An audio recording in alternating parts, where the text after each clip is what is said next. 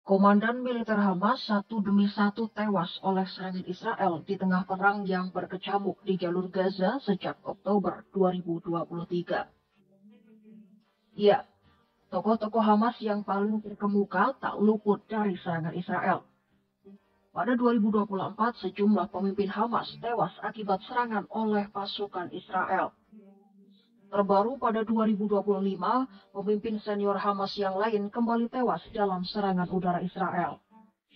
Lantas, siapa saja petinggi Hamas yang tewas di tangan Israel? Simak selengkapnya dalam video berikut. Natal di sini, Tuhan, sama saudara-saudara kami yang ada di wilayah ini, di daerah-daerah kolong ini, Tuhan.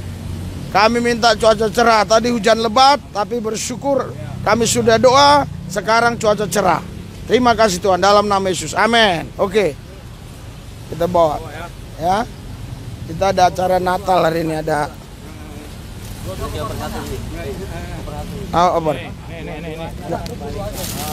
Sanggup nggak, anak ibu? Ya, kau di ujung langsung. Kita sudah punya Yesus.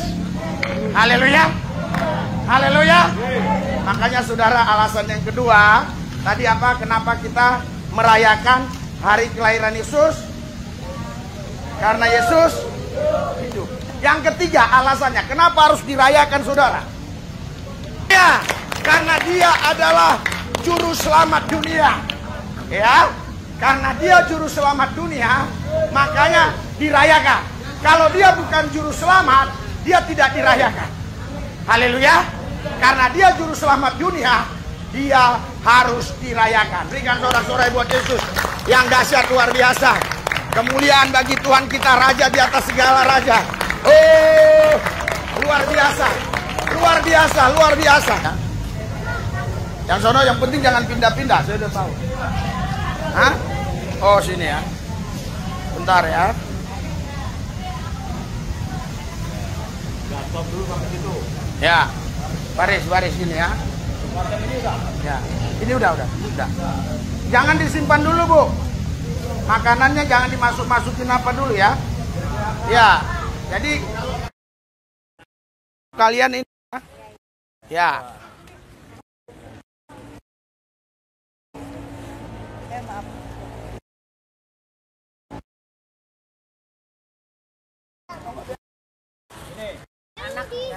Anak-anak enggak? Anak-anak enggak? Nanti anak ya. Ada ya. Nanti kasih. Mama aja dulu. Israel rohani. Kenapa saya bilang Israel rohani? Karena Roma pasal 11 saya dicangkokkan karena Yesus saya jadi Israel rohani. Begitu juga Roma 9 saya dicangkokkan karena Yesus saya jadi Israel rohani. Jadi ini perkumpulan ya, ibadah di gereja Tempat Tembok Sudut Pintu ini sudah 6 tahun 3 bulan. Berulang-ulang kali diganggu oleh kadrun. Bahkan pernah kadrun bawa pisau, bawa besi, bawa kayu. Tetapi saudara, kita tidak pernah berhenti. Setiap Kamis jam 2 tetap ada di sini. Nah, ini kemarin Natalnya. Ini kemarin baru Natal, Kamis kemarin. Ya, saudara, di sini tidak ada perpuluhan, tidak ada kolektif. Kita kasih makanan rohani, jasmani, kita kasih susu buat mereka supaya tidak kekurangan gizi. Cuma bedanya kemarin ya, karena Natal kita kasih amplop. Biasanya tidak kasih amplop memang. Ini karena Natal. Saudaraku yang saya kasih, ada orang bilang, "Pak Lubis, saya senang sekali," katanya, "Gereja Tanpa Tembok Sudut Pintu ini memenangkan banyak Bani Keder Nebayot sehingga ikut Yesus. Tetapi kalau bisa jangan masukkan media atau jangan masukkan YouTube." Kenapa? Saya bilang gitu. Nanti gereja saya diganggu. Saya bilang sama dia, saudaraku yang saya kasih, "Ya, boleh. Kasih aja 35 juta setiap bulan. Saya tidak upload di YouTube. Untuk apa? Ya untuk ini biaya.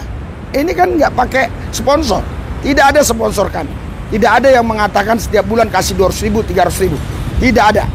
Jadi kita hanya berharap pada Yesus. Dan puji Tuhan selama 6 tahun 3 bulan semua tercukupi. Ada satu orang lagi bilang begini, "Pak Pendeta Lubis, luar biasa ya gereja Tanpa Tembok Sudut Pintu selama 6 tahun 3 bulan dikasih makanan, dikasih susu dan yang lain-lain. Tapi Bapak tidak jalankan kolektif dan perpuluhan. Kok bisa jalan terus, Pak? Uangnya dari mana? Sponsornya siapa?" Saya bilang, "Yesus." Iya, saya tahu Yesus, tetapi Yesus kan pakai manusia. Manusia siapa? Ya nggak ngerti ya. Saya buat begini. Saya buat lab, saya buat begini. Saudara ingat, ini bukan foto. Kalau foto saya bisa berbohong. Saya foto, saya bilang ini saya di Mentawai, padahal di hutan-hutan dekat Jakarta sini, ya. Atau saya foto depan orang banyak. Ini pelayanan saya. Muka orang itu saya tutupin, ya. Ya, saya bilang orang Mentawai ya mukanya saya tutupin. Ya, ini visual. Jadi nggak mungkin bisa direkayasa. Saudara yang mau mendukung pelayanan ini, ada nomor rekening di deskripsi. Ya, saya percaya ini tempat yang tepat untuk Anda menabur. Kenapa? Karena ini visual, asli. Setiap Kamis kita upload videonya. Jadi benar-benar tersalurkan uang-uang yang saudara kasih, ya. Saudaraku yang saya kasih dalam Tuhan Yesus, saya percaya Tuhan tidak pernah mau berhutang. Ketika Anda memberkati, Anda mempiutangi Tuhan, Tuhan balaskan 30 kali lipat, 60 bahkan sampai 100 kali lipat. Yang kedua juga saudara, Tuhan Yesus berkata di Kisah Rasul 20:35, lebih berbahagia yang memberi daripada yang menerima. Lukas 6 ayat 38, berilah maka kau akan diberi dengan melimpah ruah. Galatia 6 ayat 7, tabur maka kau akan tuai. Apa yang kita tabur kita tuai. Kalau ada orang bilang, aku mau panen pisang, tanya dulu, pernah tanam pisang nggak? Nggak pernah. Terus berarti kau mau curi pisang dong? Orang nggak pernah tanam pisang kau mau panen, ya. Nah, saudara, kalau kita baca di Alkitab juga di 2 Korintus 9 ayat 6, di situ yang nabur dikit akan tuai dikit, yang nabur banyak akan tuai banyak. Tetapi di ayat 10 ada benih, ya, yang untuk ditabur, ada juga yang roti untuk dimakan. Benih jangan dimakan, benih ditabur, yang dimakan roti. Saudara, saya yakin biar semua apa yang saudara lakukan untuk gereja Tanpa Tembok menjadi berkat bagi banyak orang. Oke, kita doa. Tuhan Yesus, terima kasih semua yang sudah mendukung pelayanan gereja Tanpa Tembok Seluruh Pintu. Yang belum mendukung juga Tuhan berkati, di lain waktu mereka akan mendukung. Kalau ada kadrun-kadrun yang iri dengki, yang nggak suka dengan banyak orang-orang yang katanya murtad, kami hancurkan dalam nama Yesus. Tuhan Yesus, terima kasih. Dalam nama Yesus yang kudus kami berdoa mengucap syukur. Haleluya. Amin.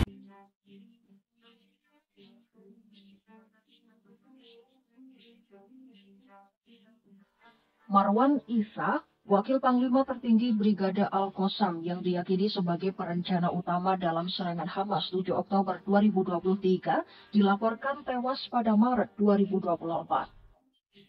Israel mengatakan telah menewaskan Isa dalam serangan udara di sebuah terowongan di bawah kamp pengungsi di jalur Gaza Tengah. Marwan Isa sendiri berada dalam daftar orang yang paling dicari Israel selama bertahun-tahun. Ia bahkan pernah terluka ketika Israel mencoba membunuhnya pada tahun 2006. Pesawat tempur Israel juga menghancurkan rumah Isa 2 kali selama invasi Gaza pada tahun 2014 dan 2021 hingga menewaskan saudaranya. Sebelumnya, pasukan Israel juga pernah menahan Isa selama 5 tahun karena aktivitasnya dengan Hamas, yaitu selama Intifada pertama atau pemberontakan Palestina pada 1987 sampai 1993. Semasa hidupnya, Isa diberi julukan manusia bayangan karena kemampuannya menghindari musuh dan tidak diketahui seperti apa rupanya sampai tahun 2011. Selang beberapa bulan usai kematian Marwan Isa, Mohammed Deif, kepala sayap militer Hamas yang diduga juga sebagai dalang serangan pada 7 Oktober 2023, ikut tewas oleh serangan udara Israel di sebuah kompleks di Han Yunis pada Juli 2024. Sebelumnya, pihak berwenang Israel pernah memenjarakan Deif pada 1989. Setelah dibebaskan, ia membantu merancang pembangunan terowongan yang memungkinkan pejuang Hamas masuk ke Israel dari Gaza. Deif juga menjadi salah satu orang yang paling dicari di Israel karena dituduh merencanakan dan mengawasi pengeboman bus yang menewaskan puluhan warga Israel pada tahun 1996 dan terlibat dalam penangkapan serta pembunuhan 3 tentara Israel pada pertengahan tahun 1990-an. Israel kemudian kembali memenjarakannya pada tahun 2000, namun ia melarikan diri pada awal pemberontakan Palestina kedua atau Intifada. Pada tahun 2002, Deif selamat dari percobaan pembunuhan, namun ia harus kehilangan salah satu matanya.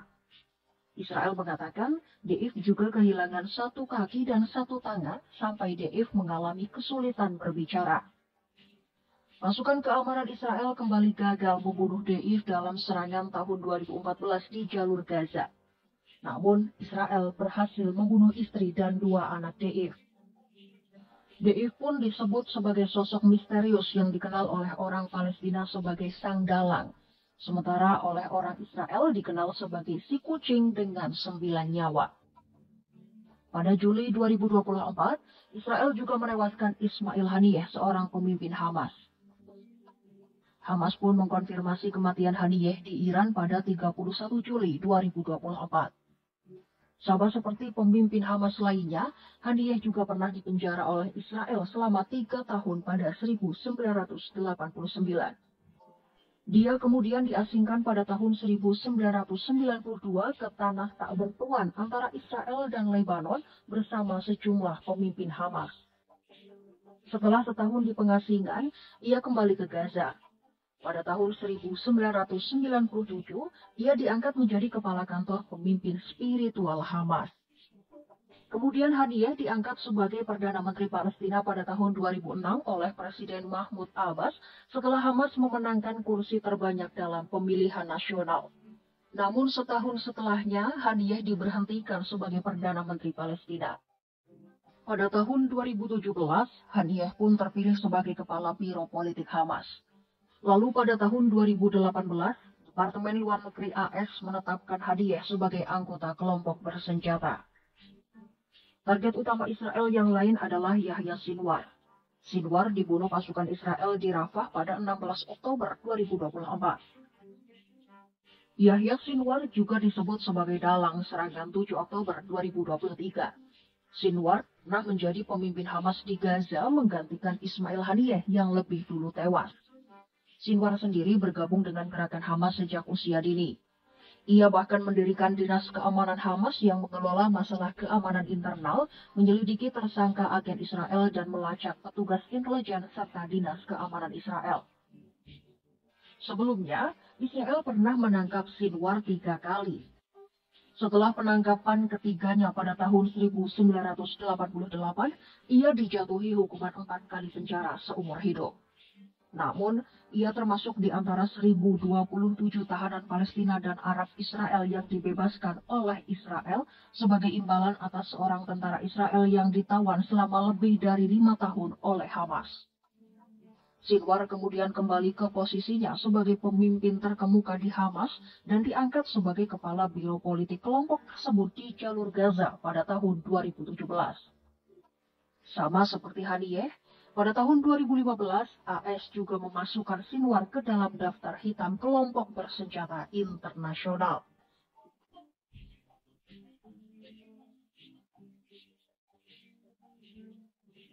Memasuki Maret 2025, Israel kembali mengintensifkan serangannya di jalur Gaza hingga menewaskan Salah al-Bardawil, seorang anggota senior biro politik Hamas. Menurut Hamas, al-Bardawil tewas bersama istrinya saat beribadah di tenda perlindungan mereka di Han Yodis. Atas kematian al-Bardawil, Hamas pun bertekad tidak akan berhenti mengobarkan semangat pembebasan dan kemerdekaan Palestina. Terbaru, pada Sabtu 31 Mei 2025, militer Israel mengklaim telah membunuh Mohammed Sinwar, salah satu komandan militer Hamas. Namun, Hamas belum menanggapi klaim kematian Mohammed Sinwar itu. Mohammed Sinwar adalah adik dari Yahya Sinwar yang juga tewas di tangan Israel pada 2024. Sinwar disebut sebagai sosok yang sulit ditemukan yang menghabiskan sebagian besar hidupnya dalam sembunyian. Ia diyakini telah menghabiskan sebagian besar perang di bawah tanah dalam upaya untuk melarikan diri dari serangan udara Israel. Namun menurut seorang pejabat intelijen Timur Tengah, dalam beberapa bulan terakhir, ia terlihat di atas tanah di Han Yunis termasuk di rumah sakit Nasser. Kemudian pada akhir tahun 2023, militer Israel mengatakan bahwa mereka telah menggeledah kantornya dalam sebuah penggerebekan di sebuah pos militer Hamas di Gaza.